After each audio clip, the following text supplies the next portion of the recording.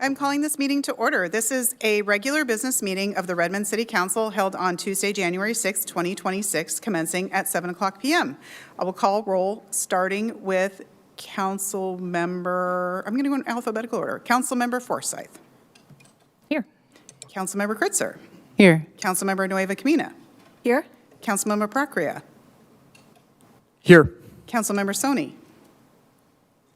Here. And Council Member Stewart. Here. Great, thank you all. The first item on the agenda is a special orders of the day for the nomination and appointment of council leadership. This is the process. We will start with the position of council president. All nominations will be accepted prior to voting. No second is needed. I will announce each name as that is nominated.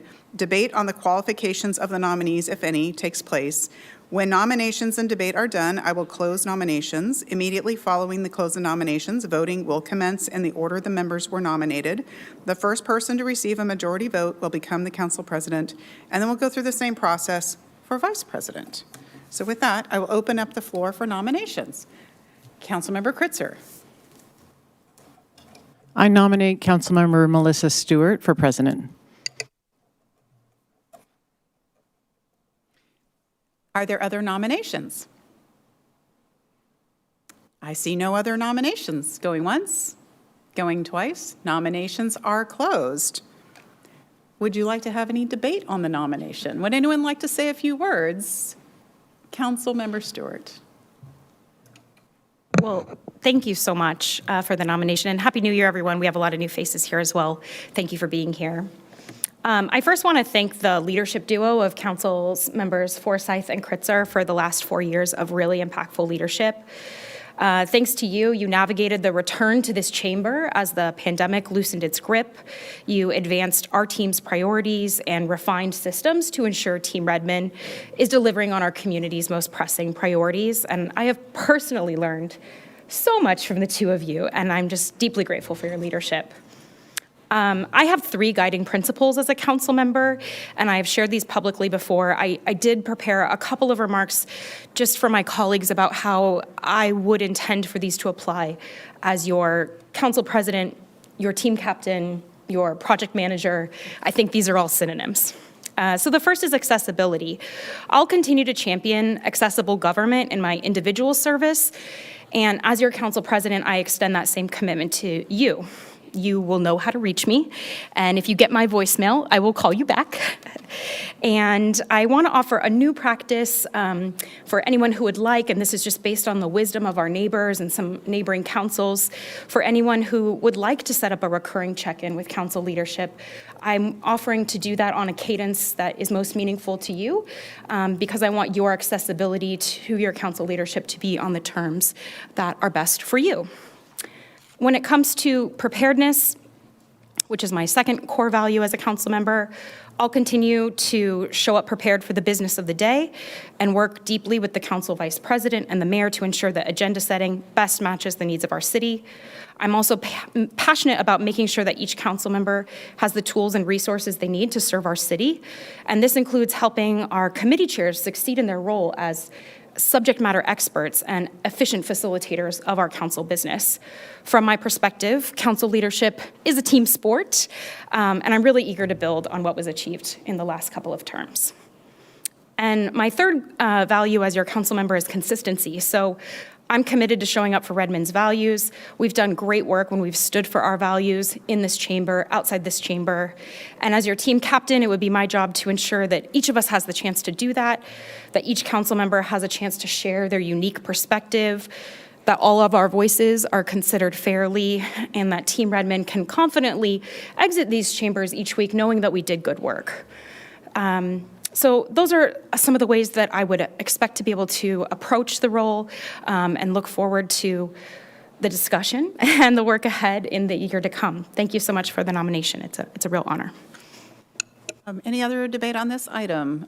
Council Member Kritzer. It's going to take me a while to get Title's different. Well, I think Councilmember Stewart's comments in a lot of ways speak for themselves, but I do want to say as the outgoing council president that it was my honor to make this nomination tonight, and I'm really excited for the leadership from Councilmember Stewart. I think we've seen her leadership as chair of our Planning and Public Works Committee, and I think the vision in particular that she's brought to the council of helping to bring forward things like our council conversations and really driving forward the idea of how we can not only be here in chambers connecting to community, but go out and make our government more accessible and engaged. And I really love what I just heard in these comments of the repeating of this idea of Team Redmond. It is something that I feel really proud that we have been building, is thinking about how we work together to be able to serve our community, to listen and respond. And I believe that Councilmember Stewart will provide that leadership as our council president, so I'm excited to vote for this tonight. Any other comments? Councilmember Nueva Camina. Thank you. I'm very much looking forward to the leadership of Councilmember Stewart. Her steadfastness in sounds like a double positive. Her steadfastness in consistency and preparation has been definitely a learning experience for me to work alongside of you here on council. So I can't imagine a better person right now to be that team captain for us as we go into implementing our 2050 comprehensive plan, as we face whatever uncertainties that we do as a council and as a city, and as we have the continued growth that we do. So very much looking forward to that. Thank you. Any other debate on this item? Councilmember Soni. As a new council member, I'm really excited to have a new leadership. I worked together in the last couple of months and definitely felt that she brings, Council Member Stewart brings a great leadership that will not only help the entire city, but also will help us to work together as a great team. Being a new council member, and together we are going to work on several projects and several initiatives that's definitely going to be aligned with the city values. And at the same time, I really want to applaud and appreciate all the leadership and the hard work done by former leadership, including former council president Kritzer, and looking forward to work with all of you together. Thank you so much. Any other comments on this? Seeing none, let's do a roll call vote, starting with Councilmember Kritzer. Aye. Aye. Aye. Aye. Aye. Aye.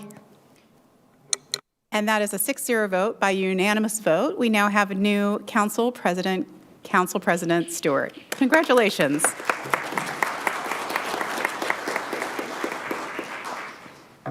Next, we'll go through the same process for Council Vice President. Are there any nominations for Council Vice President? Councilmember Forsyth. Thank you. I nominate Councilmember Angie Nueva Camina for Vice President.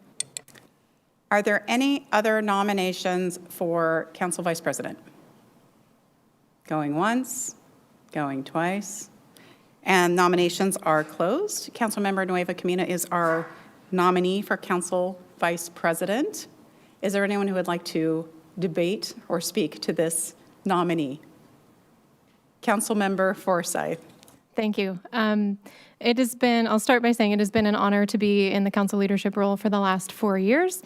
Really excited to hear Council President Stewart's vision for continuing the collaborative leadership, and I think there would be no better person suited to continue that collaboration than Councilmember Nueva Camina. I have seen her learn and grow over the last 2 years and just really flourish within the role, and I'm excited for her to step into this leadership position and continue her steadfastness in this capacity. Any other debate or comments? Council President Stewart.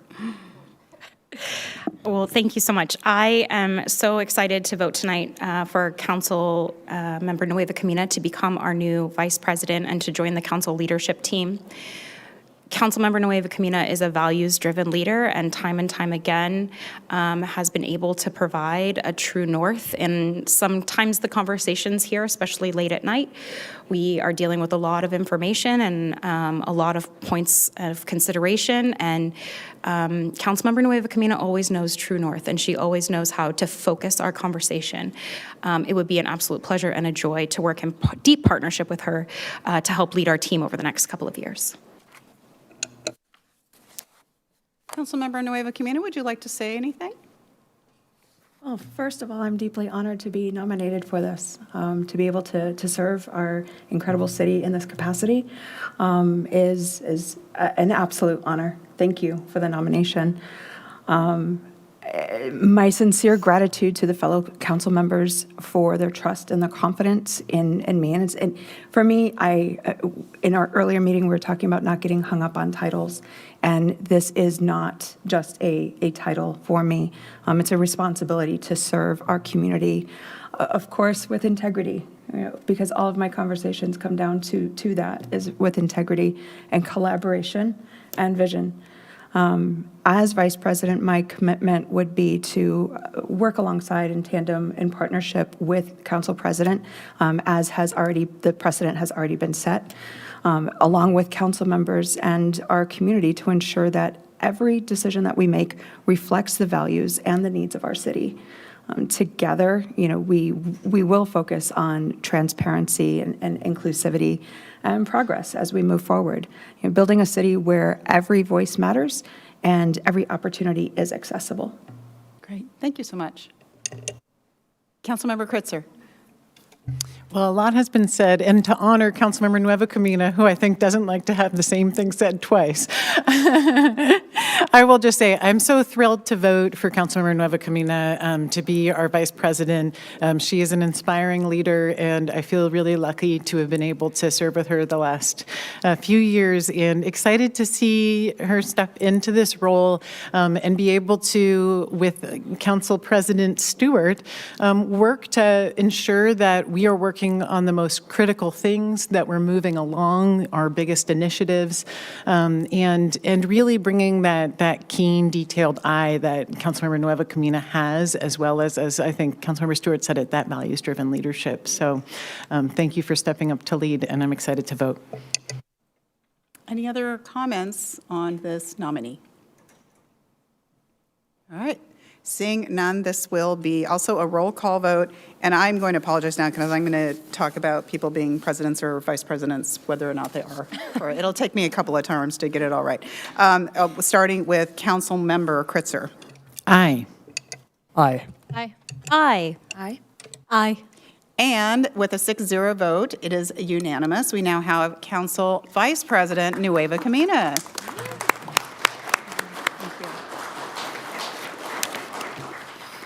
Well, that's very exciting. Congratulations to both of you. I know that you are up to the challenge. Looking forward to working with you and all the council, but very excited about your leadership. So thank you. Thank you for being willing to take on these roles. Next, we go on to seat selection. And if you haven't seen this before, this one's interesting. We have people select their seats based on, where did it go? People select their seats based on their seniority. And, hang on, finding it. Okay, there we go. And we have, first we have the council president generally sits next to me because if ever I need to use the restroom, they're there. Next, and then we have council members Forsyth and Kritzer were both elected at the same time, so we'll flip a coin to see who picks first. And then Councilmember Stewart will already be seated, then Councilmember Nueva Camina, and then Councilmembers Precria and Sony will flip a coin for them as well. So that's how this goes. So my suggestion is generally you don't necessarily have to pick up all your things unless you're the former president. But get your things ready to move because then we'll just quickly go through and have everyone get their new seat, and then we'll give Ms. Xanthos a chance to put the new nameplates up as everyone moves. So, in case you're out there wondering what's going on, this is what's going on. Here's my coin. Okay. Who wants to call it, heads or tails? Okay, tails. As it rolls away, tell me what it is. We have heads. Heads. Ms. Forsythe. Make it easy.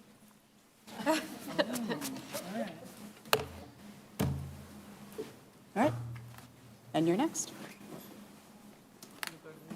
And then Councilmember Nueve Camino? And there'll be an empty seat until we find our new council member too, so just everyone's. You're next, Angie. That- just-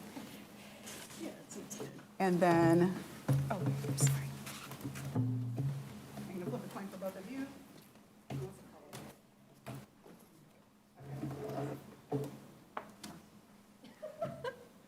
It is, it's tails. So you pick first.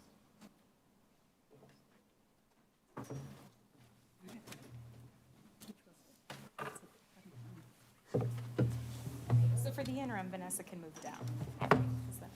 Yeah. I'll move over for now, yeah. That way we can be all. You are not taking that? So Vanessa's really the end seat, right? You're taking, she took the end, so, but we're just, because we only have 6 members right now, we're going to do 6 this way. It was more organized than it usually is.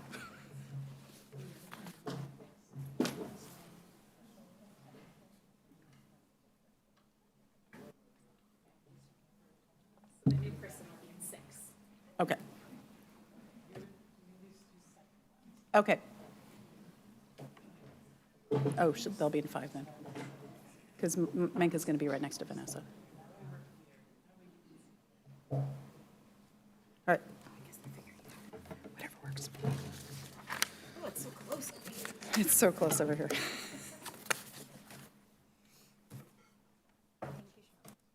Thanks, Cheryl.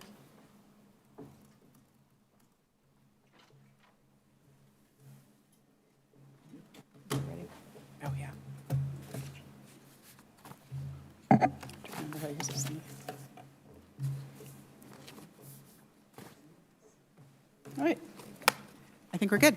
The next item on the agenda is items from the audience. I have the sign-in sheet for members of the public to speak tonight. When I read your name, you will come up to the podium and have 3 minutes to address the council. Council members generally will not respond to comments or questions directly at the meeting. Members of the public are welcome to email the council anytime at mayorcouncil@redmond.gov.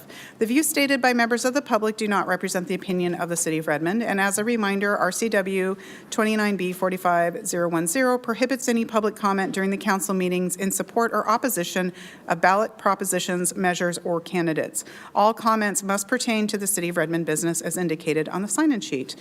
There are 15 people signed up in person and 2 people signed up online tonight. So generally what I do is I call the first 4 names or so and I kind of keep rolling so you have an idea when you're going next. The timer will stop you exactly at 3 minutes. Just so you know, we got a new timer. You haven't been here in a while. So the first is Nathan Gibbs, then John Duncan, then Becca Silva, then Casey Gillum.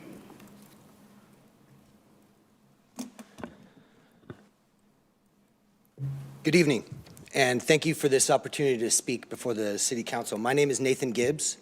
I'm a member of Interlake Sporting Association, which is the gun range here in the city of Redmond, and I'm here to speak in opposition to the proposed changes to the noise ordinance that are being proposed. First, I want to identify that we have a number of members here tonight. If you all would raise your hand if you're a member of ISA.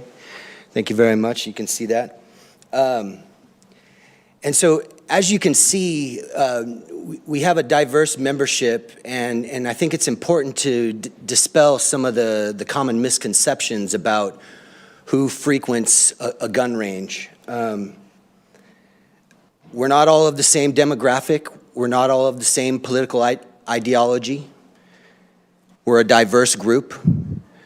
We have all the same ethnicities, cultural backgrounds, genders, political viewpoints, sexual orientations as the greater Redmond community. And we're a welcoming, inclusive community. It's not uncommon to see a pride flag on a member's range bag or gun case. And those are the values that we adhere to. And so, you know, again, quite often there's a common misconception about who the members of a gun club are, and our membership is just completely an opposite to that common misconception. But, you know, I want to stress that it's important to the membership of the club that we be good neighbors with the surrounding HOA and other folks nearby. We want to collaborate with the city on productive, reasonable solutions. We want to work with the city to resolve the concerns that you may have. But frankly, reducing our hours is unlikely to have the desired effect that you may be seeking, for the simple reason that shortening the hours will result in increased noise during that period of time. A better alternative, and we've been talking to the surrounding HOA about these concepts, is sound abatement technology. So some of those include increasing the size of our berms, adding additional walls. We have sound abatement screens that can go up above the fences. All of that is going to be more effective in reducing noise And in conclusion? Your time is than up. the proposed ordinance as it currently stands. So thank you, and we very much, again, want to collaborate and work with the city on productive solutions to this issue. Thank you. Next is John Duncan, then Becca Silva, then Casey Gillum, then Peter, something. Starts with the J, I think. James? I don't know. I'll get there. John Duncan.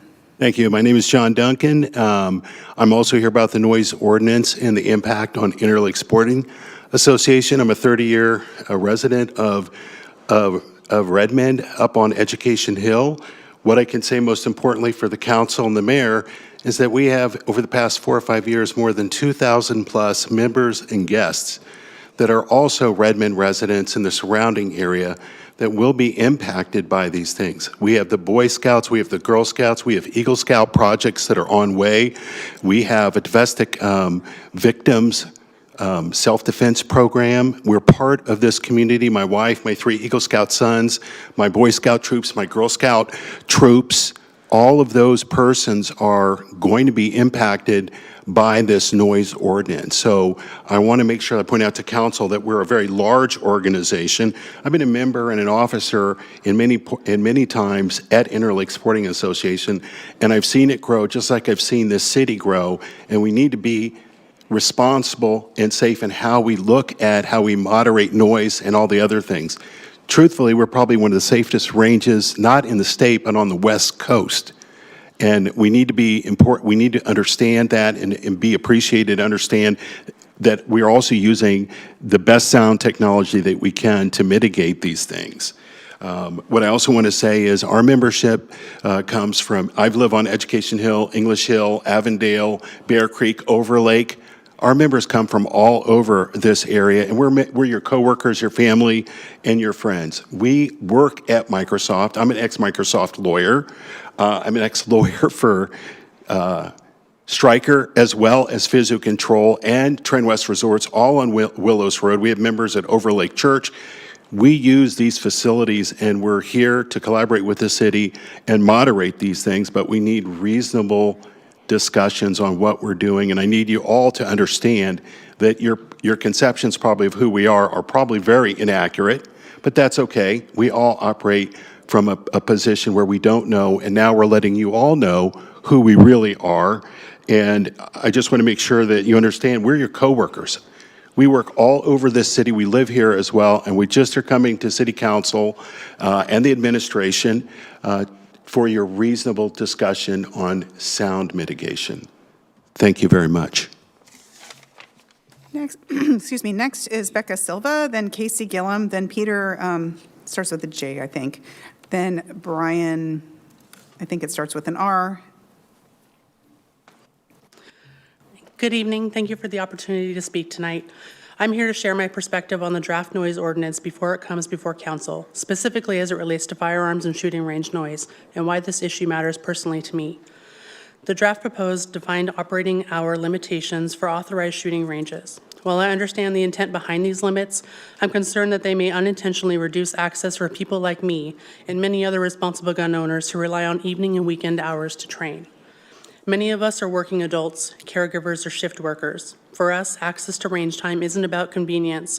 It's about maintaining proficiency, safety, and confidence with something that carries real responsibility.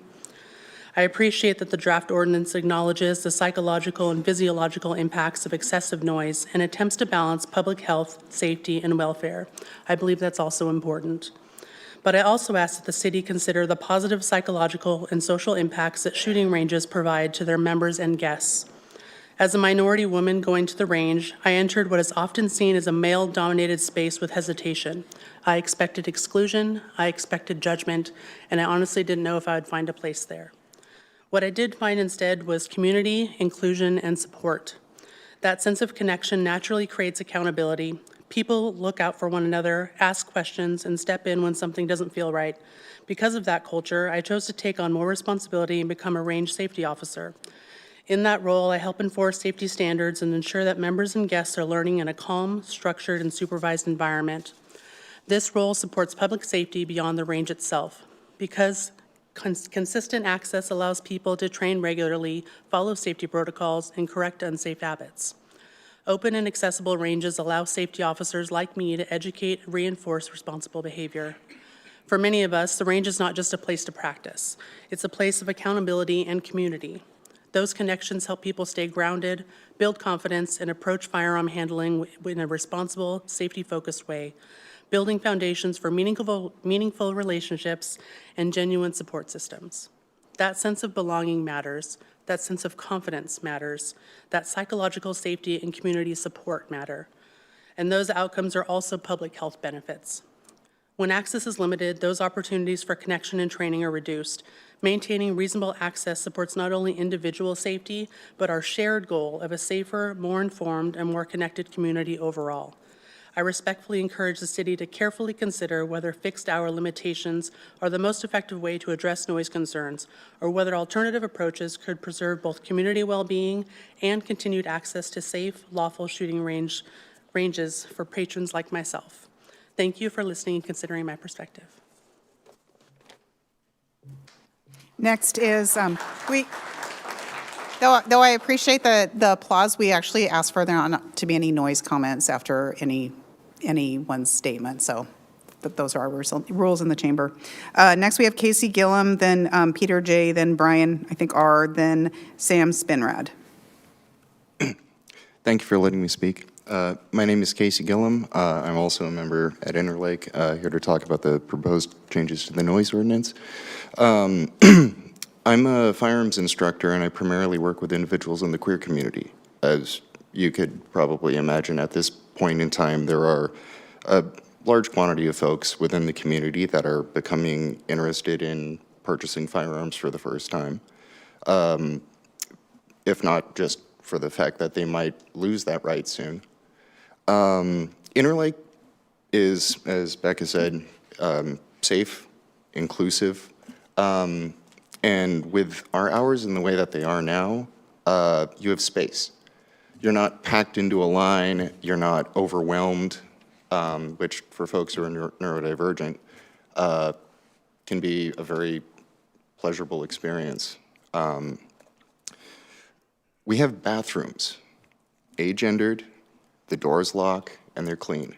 That's not something that you find if you go out to the woods to shoot into dirt or something like that. You don't have to worry about individuals threatening you or any variety of other things that might happen if you go to, you know, certain shooting ranges and so forth.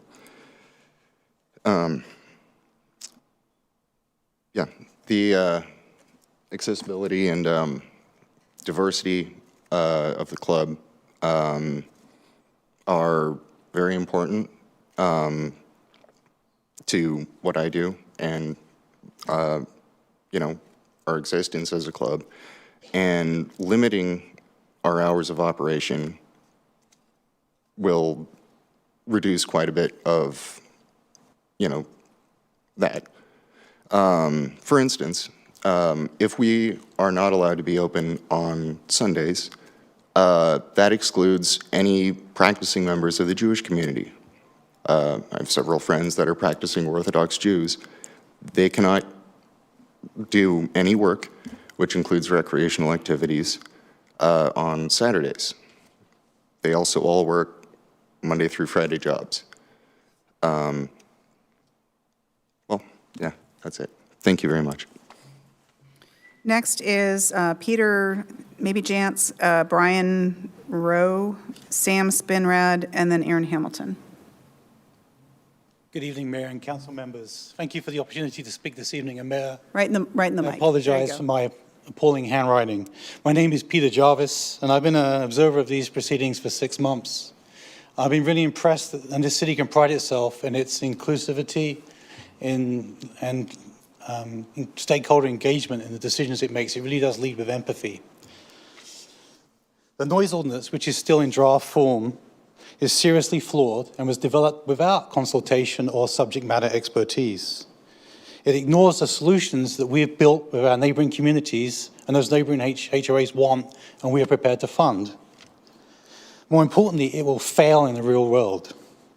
It's well intended, but the author does not understand the notion of sound compression. You know this intuitively. If you go into a room with 2 people talking versus 20, none of the 20 are talking louder than the 2, but that sound compression of the 20 people is much louder. We reached out to a sound consultant to say, what do you think of the city's proposal? I'm going to read what the sound consultant wrote. In acoustics, sound is additive. If activity is forced into a smaller time window, you will spike decibels. There's a 5 decibel increase per participant, and that's a massive jump on a logarithmic scale. The City of Redmond's draft, paradoxically, will undo 20 years of progress and actually increase the noise to the surrounding residents. We want the city to work with us to be informed on a better path forwards. The city knows how to do that. I was at the senior center when staff were working with the teen center stakeholders, listening. The city has the muscle to listen and understand what stakeholders want. We're just asking you to do that with us. There's an executive session later this evening where it's likely where potential litigation against the city will be discussed. It's highly likely that the planning director will say Interlake Sporting Association is likely to sue the city. And that is true because you haven't listened to us. For a year, you have refused to talk to us. And we don't understand why. A few weeks ago, our former governor stood here and talked about you being the foot soldiers of democracy. I ask you for you to step up to that bar and talk to us. We have developed a solution with the neighboring HOAs, which will lead to less sound all the time. The city's flawed solution is a lot of sound in a slightly more compressed window. Nobody wants that. So I'm going to end with a request. I formally request that you follow your process to address important topics from the public and bring forward, by adding this as an sorry, I can't read my own writing, it's as bad as my handwriting, the omnibusman item to discuss during council talk time next week. Thank you for the time.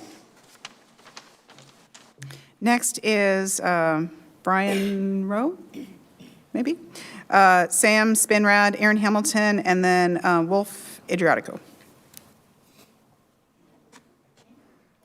They didn't tell me I was going to have to speak. Oh, well, you don't have to. No, Oh, okay. it's okay. Okay. Yeah, I'd like to reiterate, so I'm really don't have, it'll be quick. Thank you for the time to come up. I'd like to reiterate that that it's a diverse community. My political ideology is probably 185% different from what you're picturing for a gun range. So I've been a member, this will be short, I've been a member for years.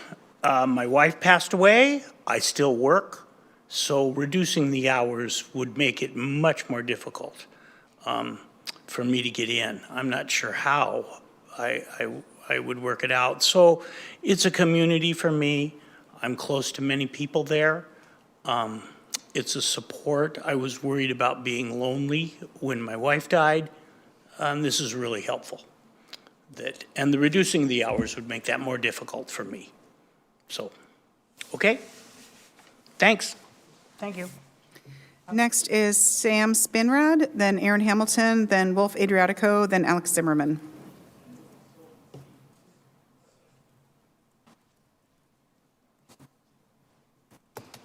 Hi, y'all. I'm Sam Spinrad. I'm a striking Starbucks worker at a union store. And essentially what we're fighting for is for livable wages and like better staffing. And in this fight, like, it hasn't been going too well in the sense Starbucks has weaponized the police force against us.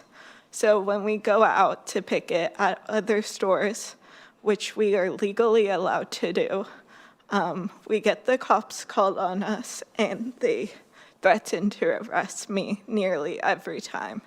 Just last night, the cops threatened to arrest me at the Bear Creek Starbucks for not moving our picket line. They told us if we didn't move the picket line, he would personally arrest me. I'm here just asking to respect our workers' rights and to let them picket in peace. My workers come out to picket and they know there will be cops there. They know that there could be risk of arrest, and that should not be the case. So I'm here to ask for that to completely stop, and yeah. And also, if y'all want to join our picket lines, we would greatly appreciate you. The cops will be there, because that's how the cops work in Redmond. But thank you to Jessica Forsythe and, sorry, I can't remember their name. Vanessa Keutzer for reaching out to the chief of police. That means a lot, and it means a lot that you guys are actually here to support striking workers. Because we're not just striking for ourselves, we're striking to raise wages for all workers. Because once we win our contract and we're getting paid more, that sets the new standard for all workers in Redmond. And that's everything. Thank you. Next is Aaron Hamilton, then Wolf Adriatico, then Alex Zimmerman, then David Morton.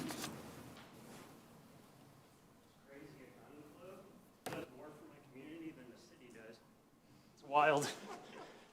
All right, let's rock and roll. Affordable housing seems to be a major topic lately. I would like to share my perspective of someone who depends on it. I've been using Arch for nearly a decade, and I'm grateful it exists as it fills a gap for people like me who earn too much for state programs like Section 8, but do not make enough from the market rate. The application process is easy, fast, and less invasive. But over the years, Arch housing has become less affordable and less tenant first. Gone are the days where you could find an Arch apartment under $1,700 a month.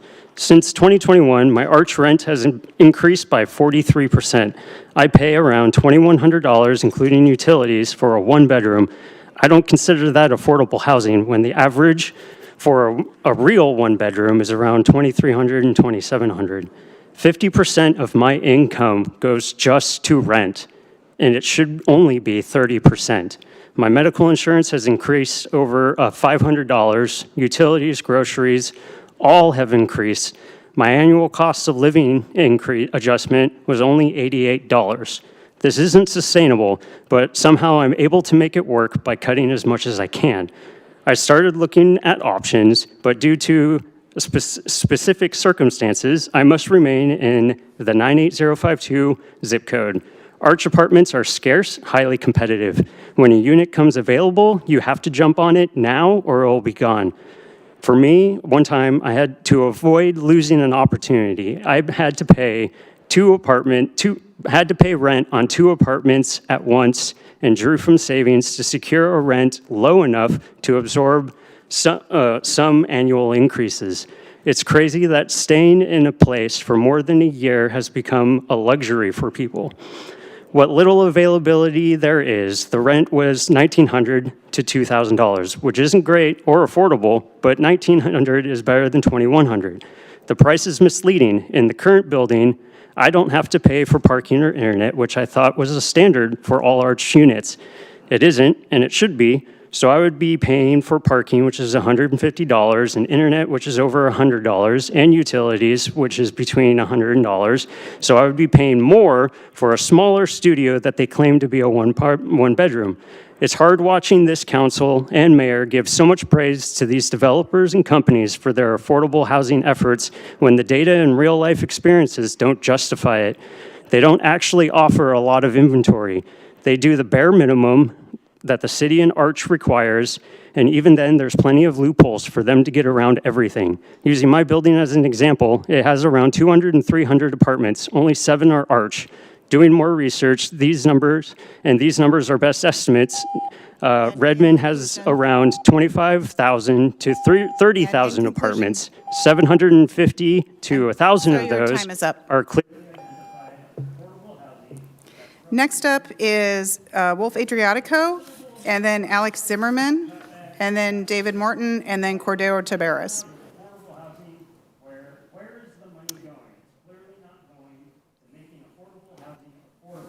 And we'll, if, Ms. Hamilton, if you cannot, okay, we will go into recess. Thank you.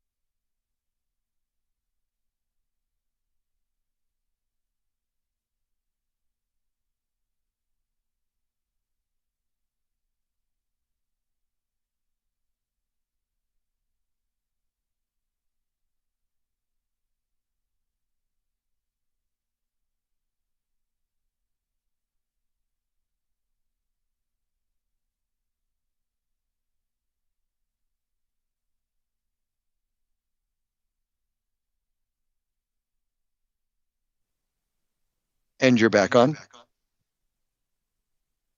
So sorry. Are you here?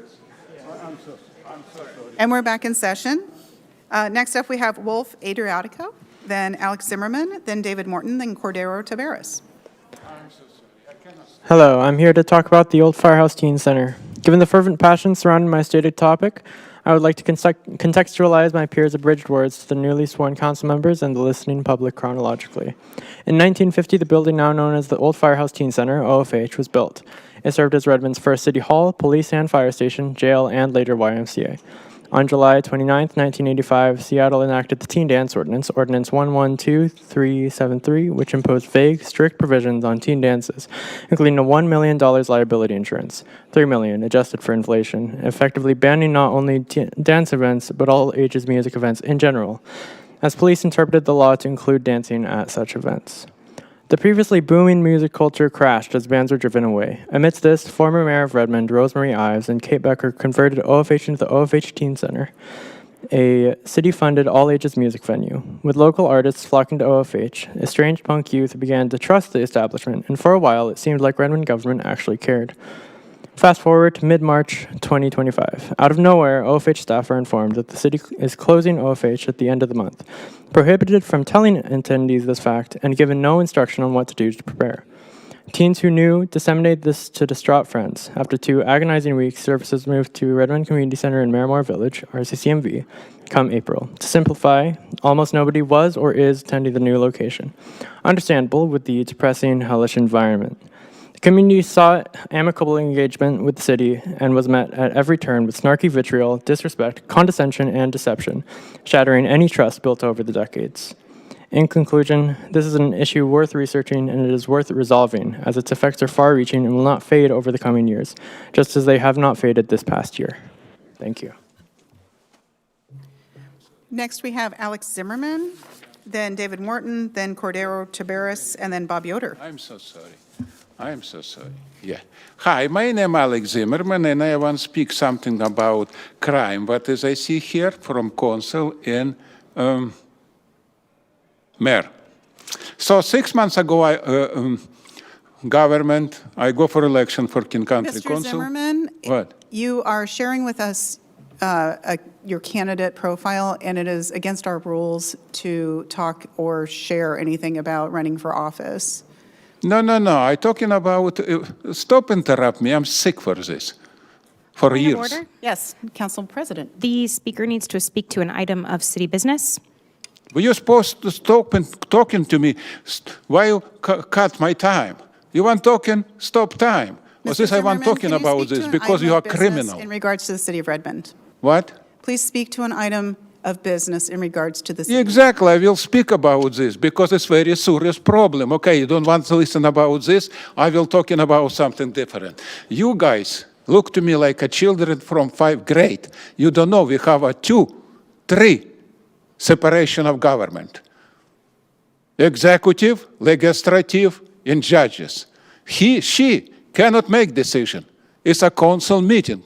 I spoke more than 5,000 times for the last 30 years. I know all rule and regulation. And I talking about this before many times. You guys all criminal. She give trespass me. She cannot do in this because she's executive branch. When I broken glass or chair, she can do in this. But for speech, only you can do in this. In chair, very quiet because, pardon, you look to me like great from, you don't know difference?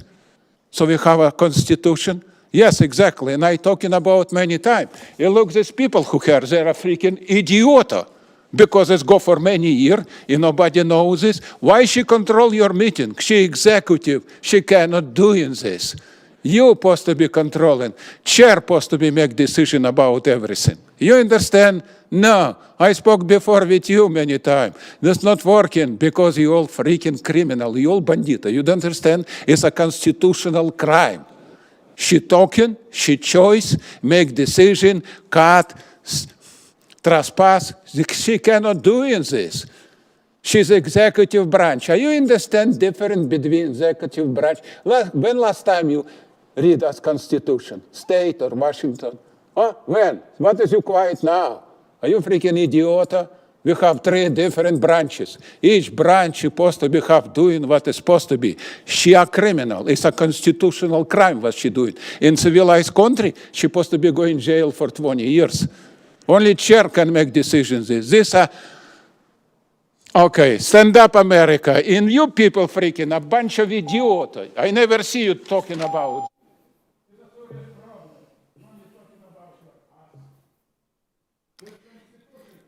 Next up is David Morton, then Cordero Tabares, then Bob Yoder, then Tara Farah, I'll get the last name, Tara F.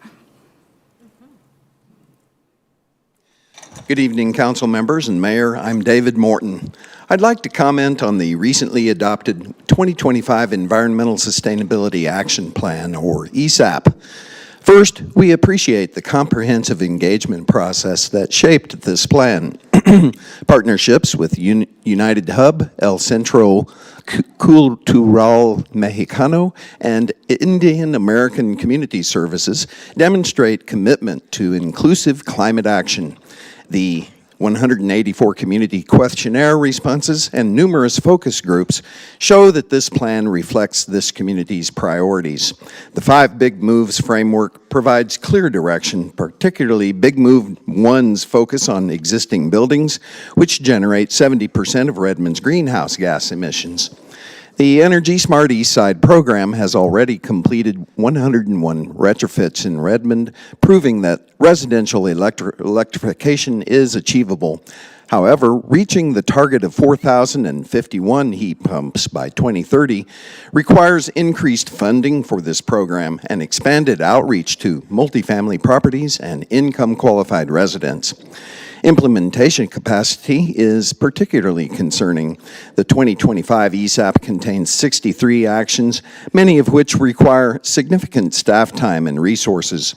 While the relative cost indicators are helpful, adequate staffing and funding allocations are needed, particularly for the new urban forestry position and expanded transit advocacy efforts. The plan's equity focus reinforces Redmond's Comp Plan Policy CR2's commitment to prioritizing vulnerable communities. However, more concrete metrics are needed for measuring equitable outcomes in order to track whether benefits are reaching those most impacted by climate hazards. Transportation Big Move 3 is critical given that Redmond's 4 light rail stations have opened. The bicycle spine network completion and parking management strategies deserve priority funding. Downtown Redmond Station's success, becoming the busiest on the 2 line, shows that demand exists for sustainable transportation. Finally, I support the commitment to quarterly updates and annual progress reports. Transparency and accountability are essential. It's important to make these reports accessible and to continue meaningful community engagement throughout implementation. The 2025 ESAP charts an ambitious path toward carbon neutrality. With adequate resources, strong leadership, and continued community partnership, Redmond can show that growing cities can thrive while dramatically reducing greenhouse gas emissions. Thank you for your leadership on climate action.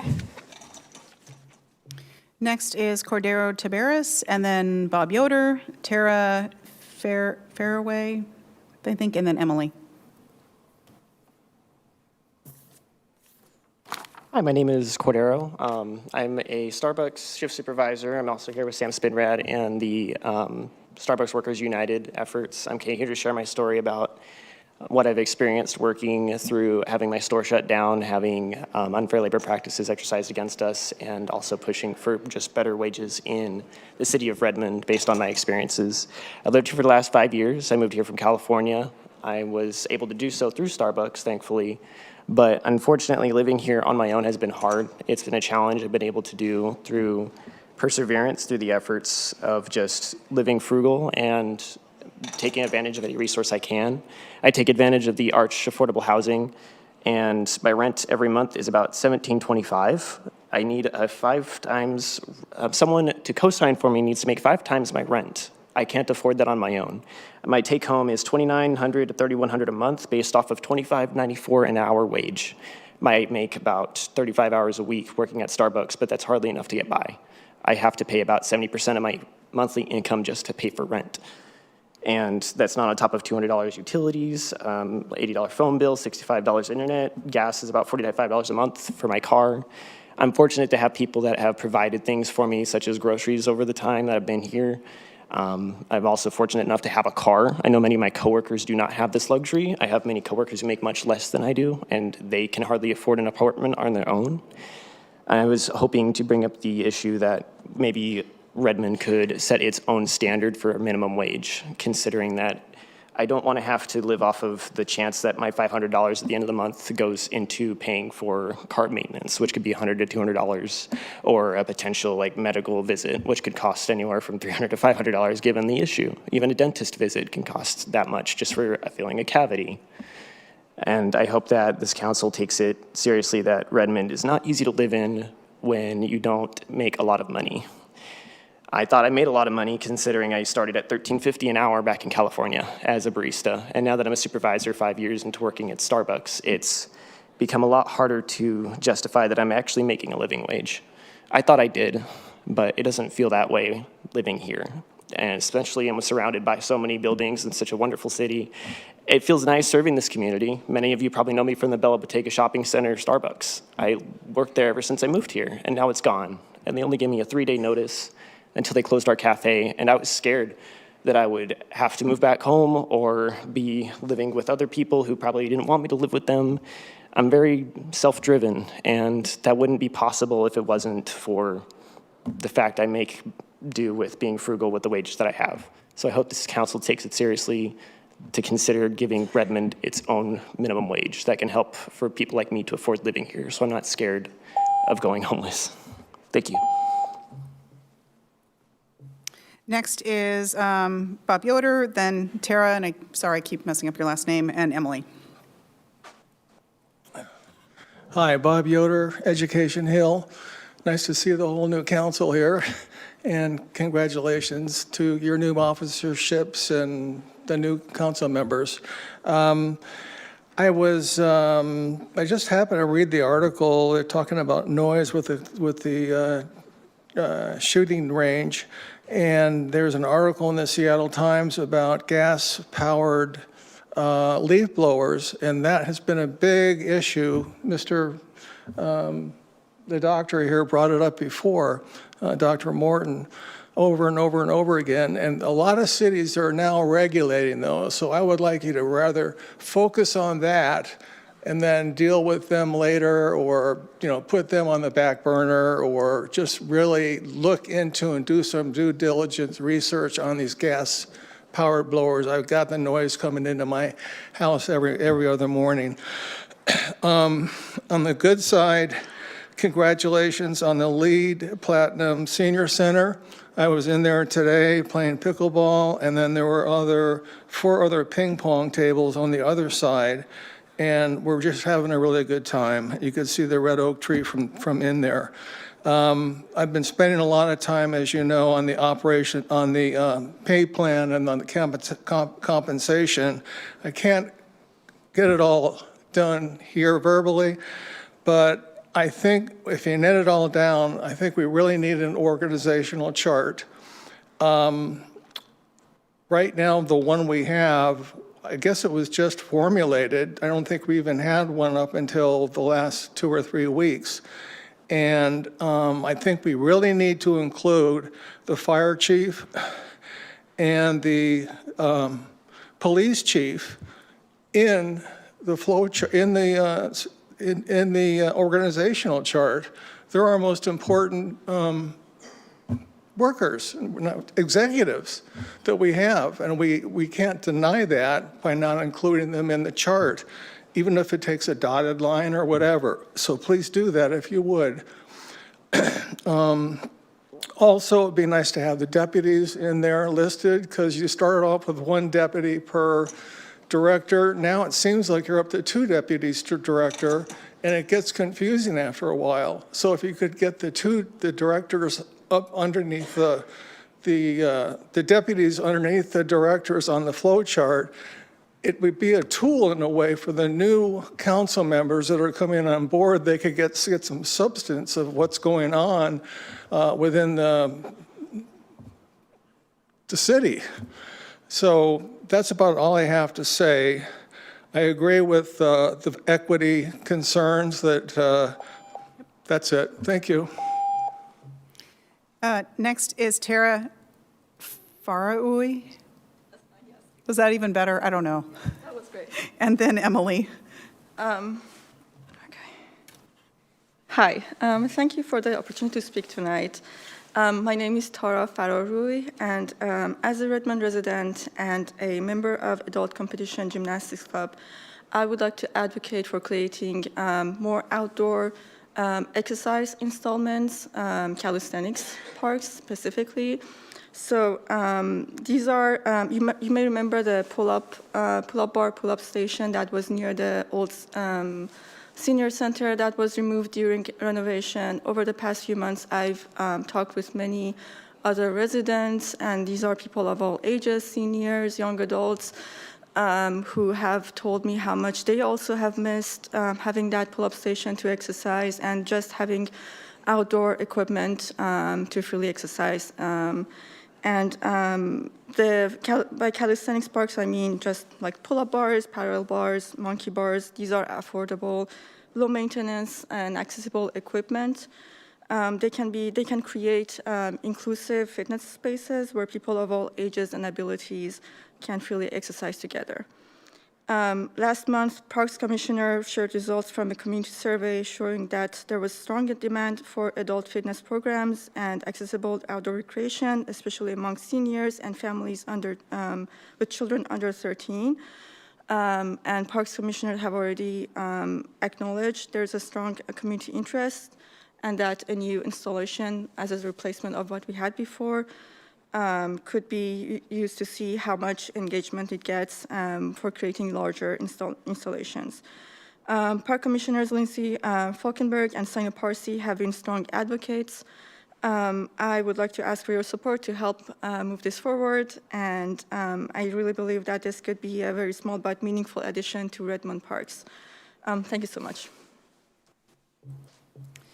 Next is Emily.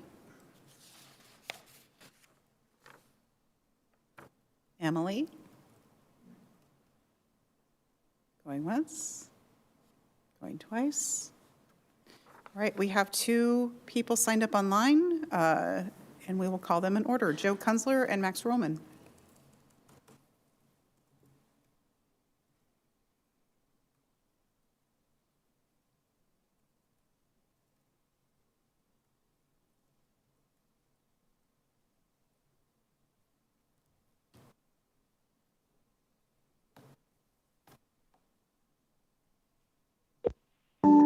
Hello. Hello, you Hi. have 3 minutes to address the council. Hi, this is Joe Kunzler, regular caller. I have a lot to share in 180 seconds, so let's turn and burn. First, I want to congratulate President Kritzer on a presidency that mattered. I spent part of last night watching the May 7, 2024 Redmond City Council, where many speakers thought the previous council I'm about to award was going to end open government. Yet 610 days in, as you just heard, only one person has been served escalating exclusions, and that person is the Bellevue anti-Semite Alex Zimmerman.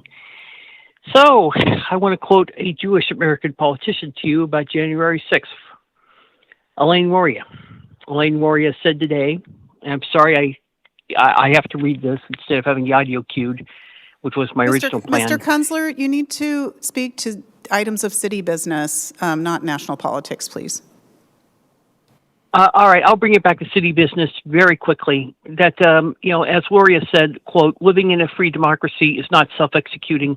It depends on leaders and citizens choosing to uphold our values, end quote. Something that I submit the 24-25 Redmond City Council under fire completed the work former Rep. Emily Wicks and I wanted to with the Open Public Meetings Act that the use of has been already brought up tonight. The work you guys did to block the hate to make local government more accessible is something I'm deeply grateful. I also quoted Santa Marin to that council that May night. We quote, we shouldn't base decisions on fear or what might have come. I think we have to do what is right. When you do what is right, I think that pays off eventually, end quote. Sure did. Your skies are safer, and Bellevue found the courage to fight Zimmerman from you. So being I happen to be the guy running the Beehive Advocates Corner for Open Government, I've decided to start the Underappreciated Awards. As Hedger Newsbrook PhD would say, as we're drawing in information, the whole point of a journalist is to signpost what's important and then to verify whether or not it's true, end quote. So as part of that signposting, I'll be awarding the council as well as a journalist and maybe another person. The announcement will come out Saturday. But to be respectful of your time, with about 30 seconds left, I'm just very grateful that you did adopt those rules. And I think the entire council, not just President Kritzer, should be recognized because it was difficult, a long process to get there, and very much appreciated. And I think sometimes that hasn't been conveyed, and it needs to be conveyed now. And in conclusion, I'm going to be backing away for a while, but I will see you July 7th, and I will keep in touch. Thank you for all you do, and please exclude Zimmerman when able. Thank you. Time is up. Thank you. Yeah. Next is Max Rollman.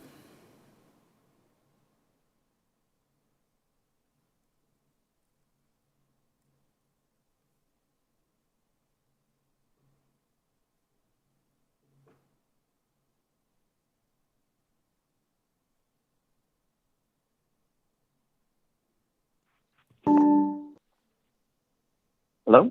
Hello, you have 3 minutes to address the council. Excellent. Good evening and Happy New Year. Congratulations to the new leadership and welcome to council members Sony and Prakriya. My name is Max and I was formerly a member of the old Firehouse team. Before it was shut down by the mayor and parks director, we always worked to build and sustain an inclusive and welcoming community where everyone could express themselves through art or music or leadership. Since March, we have been organizing to keep this community alive and connected as well as we possibly can, but have never been met with support from the administration. On the contrary, aside from being approached by the mayor at my first council meeting and being told to stay hydrated at Derby Days, there have been no attempts at a conversation. When I came back to Redmond for the holidays, one of the first places I went was the old Firehouse. Even with the closure, I always felt a sense of safety and comfort there. I frequently visit to think, hang out with friends on the basketball court, and eat Taco Bell in the parking lot. However, upon returning this December, I was greeted by a property completely surrounded on all sides by a chain link fence with bold no trespassing signs. Parks director made a comment at the study session on November 12th about saying goodbye to the facility and how important it is to do right by the community. Similar sentiments were in the original Q&A released by the city. However, it appears like we've been denied proper closure and have been instead handed yet another barrier. My immediate thought was that this is an incredibly apt metaphor for how the administration has treated us over the past 9 months. We were kicked out and then told to engage in a process that most of us were excluded from. The stakeholder group was fenced and that no one was able to record anything that occurred, and those of us that were experienced, loud, and articulate were kept out. The administration's forced removal of this community has been irresponsible and dismissive of the lives that were changed because of it. I think it would be very fitting to the spirit and ongoing legacy of the Firehouse if there was a creative and artistic response to the fencing off of this legendary venue. As a reminder, the motion passed was approval to rebuild the teen center on the same location, prioritizing expedience in construction, centering teen voices in the design process, and including a music performance space and a dedicated recording studio to continue the old Firehouse Teen Center legacy. I commend the council on this decision that they arrived at in November. It's worded well and gives the mayor a good direction to go in. I appreciate Jessica Forsyth for mentioning the recording studio. That space is important. It has some of my fondest memories where I formed lifelong friendships and musical partnerships. I also want to thank Vanessa Kritzer for committing to stick with this process even as the motion has already passed. The centering of teen voices is crucial to continue the old Firehouse legacy, but we need adults who make them feel comfortable expressing their perspectives, which I know has been a struggle. As a former participant, I know the difference it makes to have a space where your needs and interests are not only met, but prioritized. I've been unbelievably lucky to have had a part in stewarding and preserving this community as we look to the future and build a community for teens to grow and belong. Thanks. Items from the audience is now closed. Our next item of business is the consent agenda. Is there a motion to approve the consent agenda? So moved. Second? Been moved and seconded. Are there any items to be pulled? Seeing none, I have a ordinance to read into the record from consent item number 6, ordinance number 3245, an ordinance of the City of Redmond, Washington, amending the 2026 LT pay plan for employees represented by the Teamsters Local 117 representing police lieutenants. This will be a voice vote. All those in favor say aye. Aye. Any opposed, say nay. Motion carries unanimously. The next item of business is Ombuds report. We have Councilmember Nueva Camina had the month of December, and then we have Councilmember Kritzer, Council Vice President Nueva Camina, see, it'll happen. Council Vice President Nueva Comuna has the month of December, and then Council Member Kritzer has January. Do you want to, Council Vice President Nueva Comuna, would you like to start? I will kick us off. Thank you. While December wasn't too hectic of a month, despite that, the last time that we did ombuds was some time ago. So I am going to speed through this and be as brief and efficient as possible. There were many conversations early in the month, continuing on from November into December, regarding federal immigration and immigration agents being within the community, fears from all different types of demographics and community members. We also, at the beginning of the month, kicked off Redmond Lights, and while that was absolutely incredible, there was conversations that continued on throughout that. Some about art, some about the snow forecast that we had that night, and also the future of Redmond Town Center. We had several emails come in this past month regarding the paid bands and the conversation that we had earlier in Committee of the Whole around pay structures and efficiencies. Another email regarding noise from the band from the light rail station during Redmond Lights, and having just some feedback on that, and suggested some alternate locations for the steel drum band for next year. Another email came in humbly requesting to pull the remaining flock cameras that are still mounted on public poles. So still continuing conversation from community members regarding flock cameras. And then, of course, we had December 8th and 9th, pretty catastrophic atmospheric river flooding that came in around neighboring cities, reporting flooding, Carnation becoming an island, but none, thankfully, here in Redmond. Excuse me. As a result of the flooding, we were able to host a team from FEMA, which was very much welcomed. However, it did cause a little bit of confusion with some community members, as they are also part of the federal government, and just clarification as to their identity. We also had the notification of the launch of Redmond's printed edition of Redmond Moments. If you've been a resident for some time, you know that we once had the once beloved Redmond Reporter as our printed news outlet, and Redmond Moments has now launched their printed version as well. You can pick up a copy of that at a number of locations around the city, including Soul Food Coffee House and the library. Also, I had attended, attended Safe Haven Cafecitos, which was put on in collaboration with Eastside for All. And it was an overview of emerging trends and real impacts that federal enforcement is having on local immigrant families, and community leaders and nonprofits gathered to share how they're stepping up to protect and assist those most affected. And recently, we received an invitation from the Housing Consortium inviting us to the Housing Symposium, Building Solutions for a Thriving Region, that is coming up on January 29th. And that is the end of my report. Great, thank you so much. Council Member Kritzer. Thank you. Well, it's only been about 6 days, but we have received several messages from the public. We've received comments from a resident asking several questions about the executive pay plan, and has gotten quite a few answers from the executive's office on that. We also received comments on public comment and council community engagement methods, and asking for us to hold a town hall. I will note that on that, that we actually we did hold a town hall about a year ago as part of our council conversation series, and we'll continue to have that series, and I believe that the dates are being nailed down and will be posted on those soon.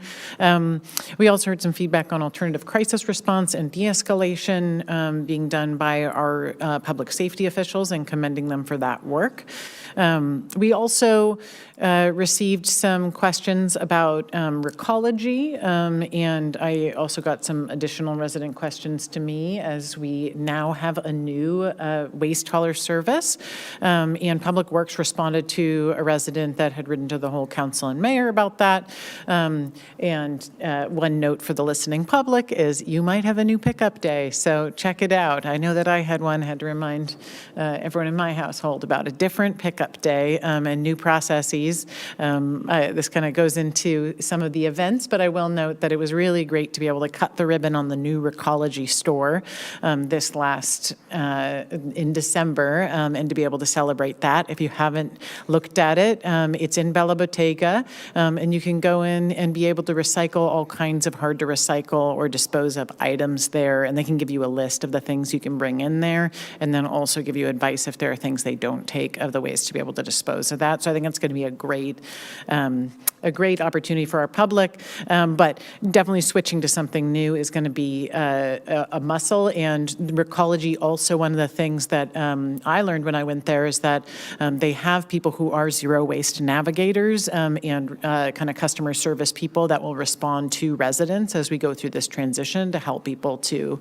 understand how to work with Recology, and also and how to even reduce their waste and navigate through that system. We also had a resident write in about a car-related incident concern, and our police chief wrote back to that resident. We had a comment on the council process for choosing our leadership, and our city attorney was good enough to follow up on that. That had been a previous comment, but we got the follow-up on that in advance of this meeting. And then we just today got a comment about gas-powered leaf blowers from an audience member who also came and shared with us tonight about that and about Portland's decision to do that. The council, I will note, has looked at that issue in the past and has put that as something to be able to follow up on, both within the city's municipal operations and in the future. And then I will just note the council Vice President Forsyth shared with the rest of the council after I think some of us had been contacted by folks from the Starbucks union, union organizers, a response from our police about that situation. I've been in touch with several of the union members personally, and have also followed up with our police chief about ensuring that we do respect the right to organize, and be able to support union rights within our city. And I believe that's all I have for ombuds. Thanks. Great, thank you so much. Council Member Forsyth. Council member formerly known as Vice President. There you go. Yeah, I'll have to do that. That gets really You long. did. It's okay. I was at the time, so it's fine. Yes, thank you. My ombuds report, I will try to be brief. I've had some conversations with some about scheduling a meeting with some folks from the gun club.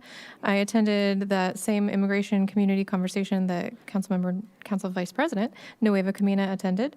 I had some conversations with some small business owners, conversations around that leaf blower ordinance that just passed in Portland. And for the listening audience, this is a conversation that we have talked about frequently. So I would say prepare to see that come up again after we have our council retreat.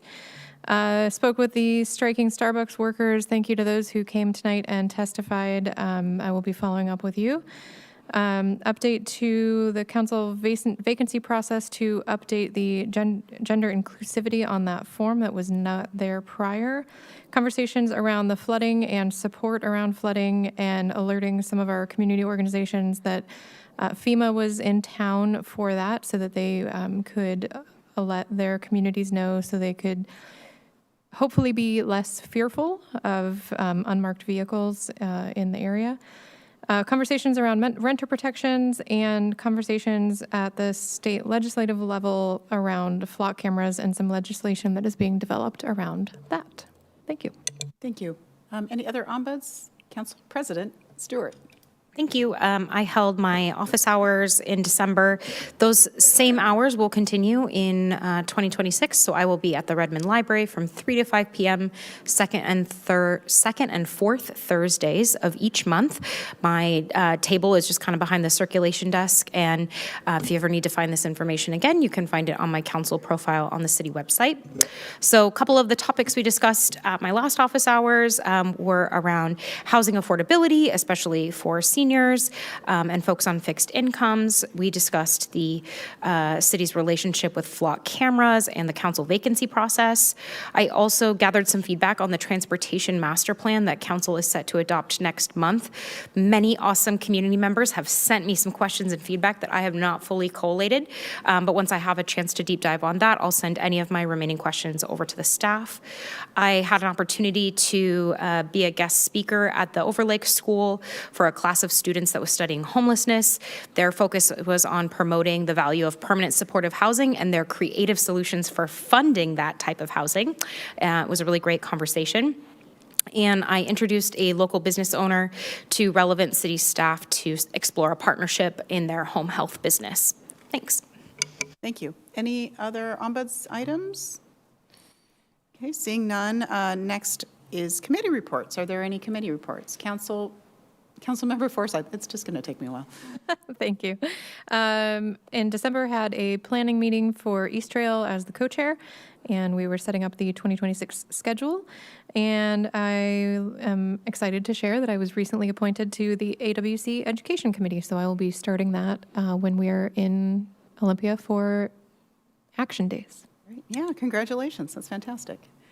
Councilmember Kritzer.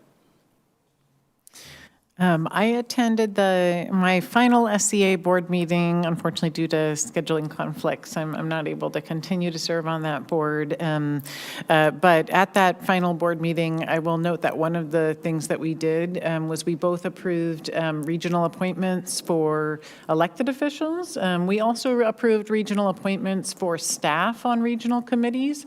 And I just wanted to note that Redmond has staff on almost all of the regional committees that we put there, I'd say almost more than any other city. So that was really cool to see that and to see how our staff are also stepping up regionally in addition to council members that were voted on to serve on regional committees. So I wanted to just kind of share that as one piece. I also attended as the voting member, but then also alongside Council President Stewart and Mayor Burney, the SCA North Cities Caucus meeting. In that meeting, we voted in 4 new North Cities Caucus representatives. Tom French, the mayor of Lake Forest Park, Tola Martz from the city of Issaquah, Lynn Robinson from the city of Bellevue, and Annette Adamazu from the city of Shoreline. So those are your new North Caucus representatives on the SCA board. And we also had just a really good conversation about what's going on in cities, where do we see things going, and how can SCA be supportive of that. Actually, I'll also note at the SCA board meeting that we did do the final approval of the PIC recommended both state legislative priorities and new county priorities. So if you haven't seen those, I'll just send them around so everyone can see what those are as we go into the new year, since that body does, we have on our legislative agenda supporting those priorities as well, in addition to the AWC ones. So take a look at that. And then I'll just note, this is a kind of outgoing council leadership thing, is that I did work as a final thing to make sure that we had a council retreat date set, so that hopefully once we get our 7th council member on board, we can right away jump in and spend some good time together in a dedicated day. We have worked with a facilitator who's worked with a lot of different cities. Her name is Una McAlinden, and she's done a lot of really great retreats, and we'll be having that on Saturday, January 31st. So everyone mark your calendars for an all-day retreat, and I will look to the new council leadership to do the planning on that, but I'll make sure to connect them with the facilitator after this, and appreciate Council Vice President Forsyth working with me to wrangle the dates and to get the facility, figure out who a good facilitator would be for that retreat. So looking forward to working with you all and to seeing the vision our council leadership now sets for that retreat. Thank you. Are there any other committee reports? Councilmember Stewart.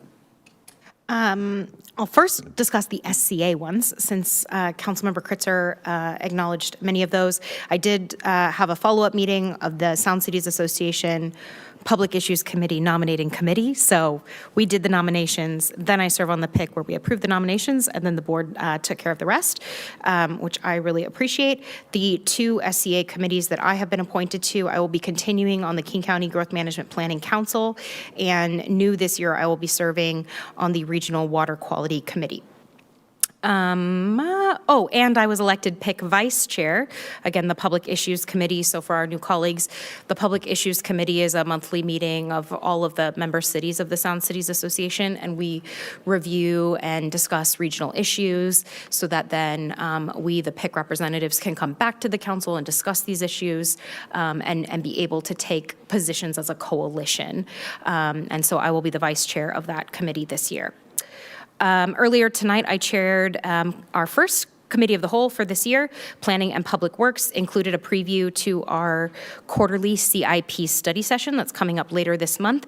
And we had a really robust discussion with the Executive Office on the plan to recruit and staff the 2 positions adopted in the budget to support our Respect, Equity, Diversity, and Inclusion plan here at the City of Redmond. That was a great conversation. And I wanted to acknowledge that the 3 council members at our very last meeting of December, 3 council members were decided to work together to bring some housekeeping to our council rules of procedure. We're actually going to be discussing that at our Committee of the Whole next week, but wanted to acknowledge that Council Vice President Nueva Camina and Council Member Kritzer and we did meet, and then we had a follow-up. There was a follow-up with the clerk to review our ideas on the topics that had been discussed, and there is a draft underway. So we look forward to having a more in-depth update next week during our Committee of the Whole. Thank you. Great, thank you. Any other committee reports? Councilmember Kritzer, no, I did that right. I forgot one. I did also in December actually chair the Eastside Transportation Partnership meeting. And at that meeting, we've been working on creating the very first federal policy agenda for all of the Eastside cities that are a part of that collaborate on transportation issues. And we got almost up to that point to pass it, but then we had a few more edits. So we'll be looking this Friday at actually passing it. And I want to thank Amy Tsai, who's been helping me in a subcommittee with others to be able to develop that agenda. We did pass our state legislative agenda for that group as well. I'll also note, now I can send around the materials. We had a really interesting presentation on Cascadia high-speed rail planning. Very interesting to be able to hear about what's going into scoping out if we could have a high-speed rail system in our region, and the needs that many are seeing for that to happen given the growth in our area. That's all. Thanks. Thank you so much. I had a couple of things to share. Due to former Mayor Mary Lou Pauley of Issaquah, former Des Moines Mayor Tracy Buxton, and former Enumclaw Mayor Jan Molinaro all retiring from their roles, I will now be the Sound City's past president, which makes no sense, but here I am, having been president some years ago. So because Council Member Kritzer is no longer on the board, I'm able to step into that role. So I'll be on the Sound Cities Association board, which will be very interesting, been off for a few years. And then as well as in Cascade Water Alliance, I'll be the chair of that in the coming 2 years. So, and I appreciate Council Vice President Nueva Camina is also my,